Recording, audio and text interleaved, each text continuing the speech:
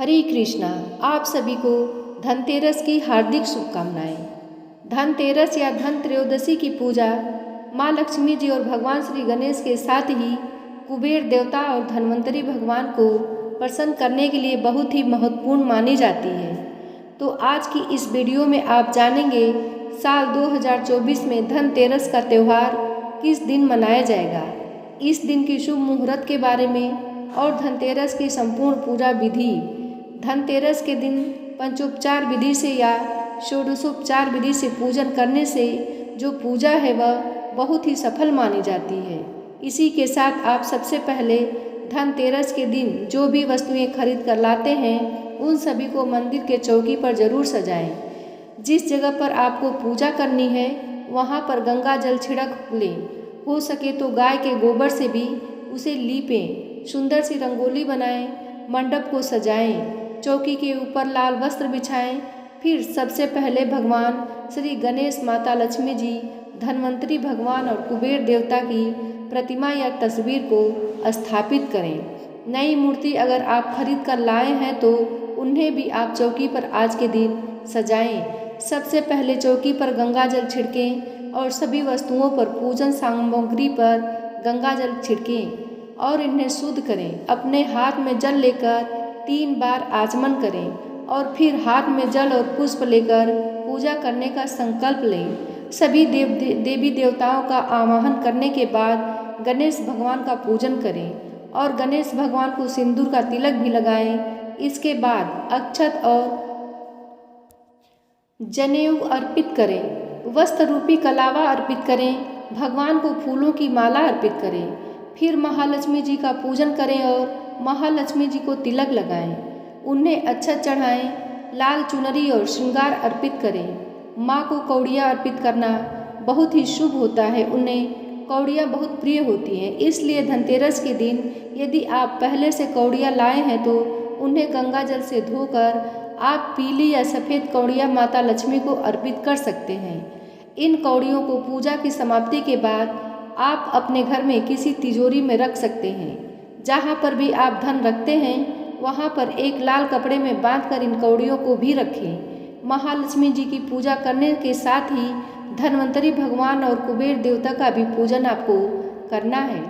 भगवान धन्वंतरी को आयुर्वेद के संस्थापक के रूप में माना जाता है और जो लोग भगवान से अपने परिवार के लिए बीमारियों के इलाज और अच्छे स्वास्थ्य के लिए भी प्रार्थना करते हैं। भगवान धन्वंतरी की पूजा करने से पहले यदि आपके पास तस्वीर या मूर्ति है तो आप उन्हें स्नान कराएं। इसके बाद गंगा जल छिड़क कर फिर उन्हें चंदन का तिलक लगाएं। सफ़ेद या पीले पुष्प अर्पित करें।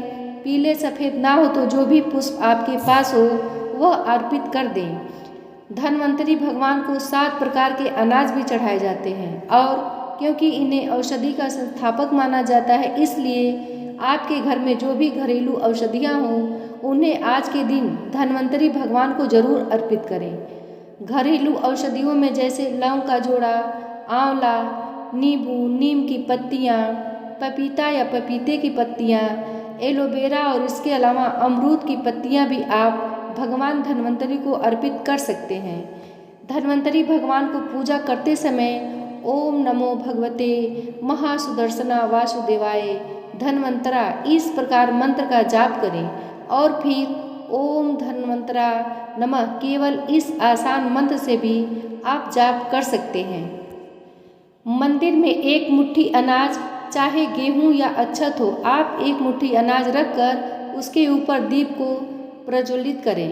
दीप जलाने के साथ ही सभी देवी देवता से अपने द्वारा की गई पूजा को स्वीकार करने का आग्रह करें। हिंदू धर्म में कुबेर देवता को अर्ध दिव्य यक्ष, राक्षसों, किन्नरों, गुहिकों और गंधर्व के देवता माना जाता है। उनके भक्त कई अर्थ दिव्य प्राणियों के अधिपति के साथ साथ दुनिया के सभी खजाने के मालिक के रूप में उनकी पूजा करते हैं। जो भी भक्त धनतेरस और दीपावली के दिन कुबेर भगवान की पूजा करते हैं उन्हें सब कुछ मिलता है, उनकी सभी मनोकामनाएं पूर्ण होती हैं। उनके घर में कभी धन के भंडार खाली नहीं रहते।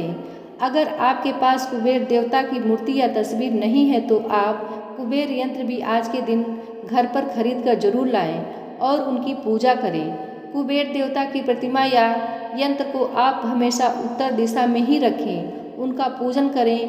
पूजन करते समय ओम ह्रीं श्रीं क्रीं श्रीं कुबेरा अष्टलक्ष्मी मम गृहे धनम पुरे पुरे नमः या ओम श्रीं ह्रीं क्लीं श्रीं क्लीं वित्तेश्वराय नमः। इन मंत्रों का जाप आप कुबेर देवता के लिए कर सकते हैं। इसके बाद अपने सभी देवी देवता को अपने कुल देवी देवता का ध्यान करें, सभी का पूजन करें। अगर आप आज के दिन कौड़ियाँ खरीद कर लाए हैं, कमल गट्टे, धनिया या फिर झाड़ू खरीद कर लाए हैं, नए बर्तन या गहने जो कुछ भी आप शुभ वस्तुएं आपने आज के दिन खरीद कर लाए हैं, उनका भी पूजन आपको करना चाहिए।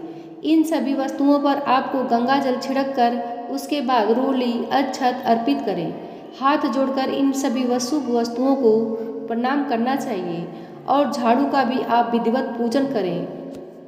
शास्त्रों में पंचोपचार पद्धति से 5 मुद्राएं बताई गई हैं। इन मुद्राओं के माध्यम से देवी देवता उस पूजन सामग्री को ग्रहण करते हैं।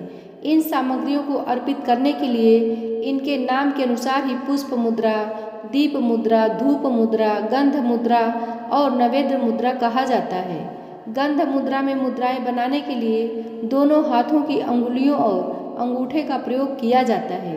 अंगूठे और कनिष्ठिका अंगुली को एक साथ मिला देने से गंध मुद्रा बनती है।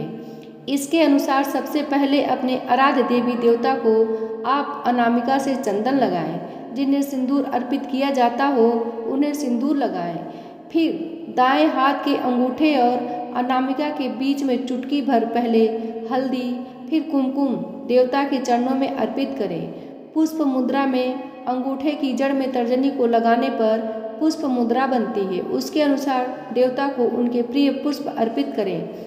जैसे भगवान शिव को बेलपत्र पसंद है, भगवान गणेश जी को दुर्वा और लाल पुष्प अर्पित किए जाते हैं। माँ लक्ष्मी को लाल गुलाब, लाल कमल या फिर लाल पुष्प अर्पित किए जाते हैं और इस प्रकार आपको उन्हीं पुष्पों को अर्पित करना चाहिए। आपको यह ध्यान रखना चाहिए कि पुष्प देवताओं के सिर पर ना चढ़ाकर उनके चरणों में अर्पित करें। इसमें डंठल देवता की ओर और पंखुड़िया जो पुष्प दल है वह अपनी ओर करके इस प्रकार पुष्प यानी फूल अर्पित करने चाहिए। धूप मुद्रा, तर्जनी के जड़ में अंगूठा लगाने से धूप मुद्रा बनती है।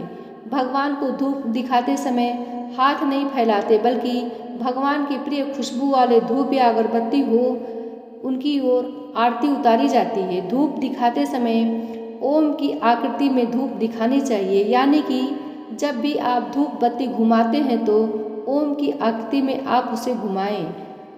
अगला है दीप मुद्रा। मध्यमा के मूल भाग में अंगूठा मिलाने से दीप मुद्रा बनती है। दीप आरती करते समय यानी भगवान की आरती उतारते समय इस बात का आप ध्यान रखें कि आरती धीमी गति से 3 बार करनी चाहिए और दीप जलाते समय आपको कुछ बातों का भी विशेष ध्यान रखना होता है, जैसे कि कभी एक दीपक से दूसरा दीपक न जलाएं। मोमबत्ती का इस्तेमाल दूसरे दीपक को जलाने के लिए कर सकते हैं या फिर माचिस की दूसरी तीली से आप दीपक को जला सकते हैं। अगर आप घी या तेल का दीपक जला रहे हैं तो कभी भी तेल के दीपक से घी का दीपक न जलाएं। हर दिन आपको जो भी दीपक जलाते हैं उसमें नई बत्तियां को ही जलाना चाहिए। कई बार लोग पुरानी बत्ती जैसे सुबह की बत्ती है तो उसे शाम को जला देते हैं, ऐसा बिल्कुल भी ना करें।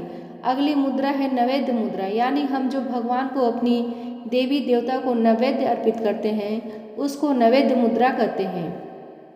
कामिका अमलू की जड़ में अंगूठा मिलाने से नैवेद्य मुद्रा बनती है। नैवेद्य के लिए तैयार की गई थाली में नमक नहीं परोसा जाता है, तो हो सके तो फलों का भोग या मिठाई का भोग लगाएं या फिर हलवे का या खीर का भोग भी आप लगा सकते हैं।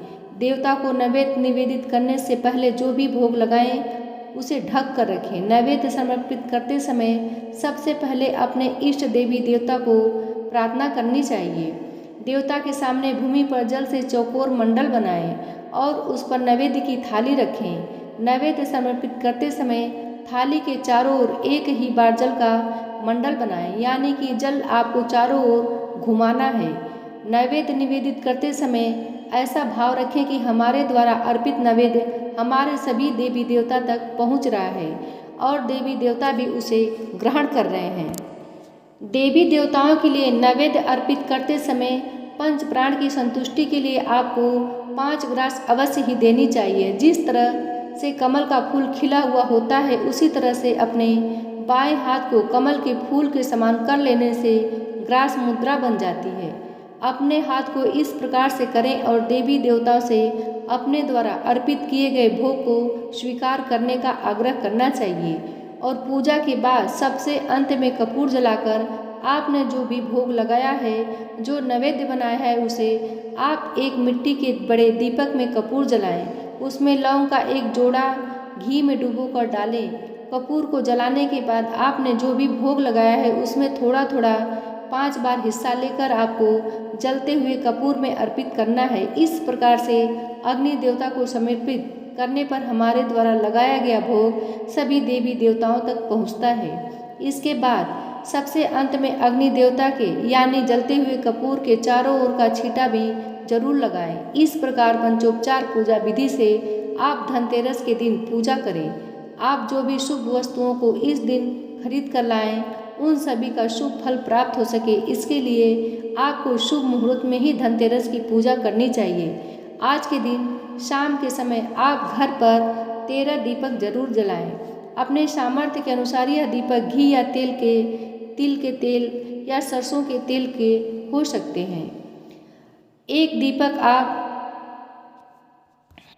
दीपक मंदिर में, इसके अलावा अपने घर के हर कोने में दीपक आपको जरूर जलाकर रखना चाहिए। धनतेरस के दिन आपके घर में साफ सफाई हो, अंधेरा ना रहे, इस बात का भी आपको विशेष ध्यान रखना चाहिए। धनतेरस को जब आप पूजा करते हैं तो हो सके तो अपने परिवार के सभी सदस्यों को मिलकर पूजा करें और आरती भी करें। साबुत धनिये को एक कटोरी में रखें, इसकी पूजा करें और पूजन के बाद आप अपने घर में रात के समय ही किसी गमले में इनको बो दें। ऐसा करने से पूरे वर्ष भर धन में शुभता बनी रहती है। घर में धन का आगमन बना रहता है, क्योंकि धनिये के बीज बहुत ही शुभ माने जाते हैं। इसलिए आप धनतेरस पर साबुत धनिया जरूर खरीद कर लाएं और बाकी बचे हुए धनियों को आप अपने घर में जहाँ पर भी रखते हों, वहाँ पर उन्हें मिलाकर रख सकते हैं। भूल से भी धनतेरस के दिन किसी का अपमान न करें। कोई भी निर्धन व्यक्ति या ज़रूरतमंद व्यक्ति आपके पास आए तो आप उन्हें दक्षिणा दे सकते हैं। आप उन्हें भोजन, फटे पुराने कपड़े या बिल्कुल भी काम में न आने वाली चीज़ों को भी भूल से ना दें। अगर आप ऐसा करते हैं तो उसका बहुत ही भारी दोष आपको लग सकता है। परिवार के सभी सदस्यों को अकाल मृत्यु से या रोग शोक आदि से बचाने के लिए रात के समय धनतेरस को यम दीपक भी आपको जलाना चाहिए। यम दीपक हमेशा उस समय जलाया जाता है जब परिवार के सभी सदस्य घर के अंदर आ गए हों और सभी ने भोजन कर लिया हो और उसके बाद किसी को भी घर का मुख्य द्वार लांघ कर बाहर जाने की आवश्यकता ना रह गई हो, तब धनतेरस के दिन यह दीपक जलाना चाहिए। धनतेरस के दिन पूजा करते समय चौकी पर एक लोटे में जल भरकर जरूर रखें और जब पूजा समाप्त हो जाए तब इस जल को छिड़काव घर के हर कोने में और मुख्य द्वार पर जरूर करें। ऐसा करने से घर में किसी भी प्रकार की निगेटिविटी नहीं आती है, जो रहती भी है वो भी दूर हो जाती है। और आसपास दीप दान भी आपको करना चाहिए। जहाँ पर भी पवित्र वृक्ष हो, पवित्र पौधे या मंदिर हो, चौराहे पर, वहाँ पर आपको एक दीपक जरूर जलाना चाहिए। दीपक जलाने से माँ लक्ष्मी जी प्रसन्न होती हैं और हमें शुभ आशीर्वाद प्रदान करती हैं। धनतेरस की पूजा में आपने जिस पूजन सामग्री का प्रयोग किया है, उनमें जो भी विसर्जन वाली वस्तुएं हैं, उनका विसर्जन आपको दिवाली के बाद ही करना चाहिए। जब हम दीपावली की चौकी हटाते हैं, उससे पहले किसी भी पूजन सामग्री का, जैसे कि फूल, अक्षत, उनका विसर्जन नहीं करना चाहिए। इसी के साथ बासी फूलों को भी मंदिर में ना रखें, उन्हें आप अलग से हटाकर कहीं और रख सकते हैं। साल 2024 में इस बार 29 नवंबर दिन मंगलवार को धनतेरस है। इसी दिन प्रदोष व्रत भी रखा जाएगा।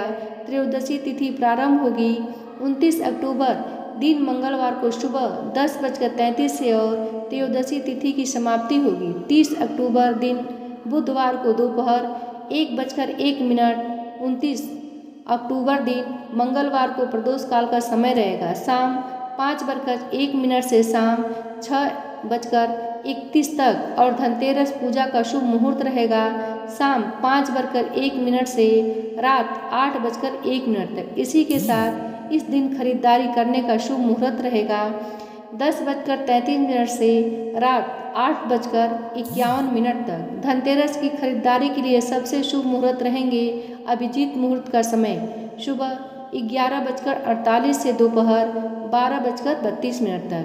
अमृत काल का शुभ समय रहेगा 10:02 से दोपहर 12:01 तक। विजय मुहूर्त रहेगा दोपहर 1:56 से दोपहर 2:04 तक और गोधूली मुहूर्त रहेगा शाम 5:38 से शाम 6:04 तक। और धनतेरस के दिन वाहन खरीदने का सबसे शुभ मुहूर्त रहेगा 10:41 से दोपहर 12:05 तक। दोपहर के समय 12:05 से दोपहर 1:02 तक और शाम को 7:15 से रात 8:51 तक। इन्हीं शुभ मुहूर्तों में यदि विधि विधान से धनतेरस की पूजा की जाए तो महालक्ष्मी जी के साथ सभी देवताओं का आगमन आपके घर पर अवश्य होगा। उम्मीद है यह जानकारी आपको पसंद आई होगी। अगर पसंद आए तो एक लाइक अवश्य करिए। चैनल पर नए हैं तो चैनल को सब्सक्राइब करिए। मिलते हैं अगली वीडियो में, तब तक के लिए धन्यवाद।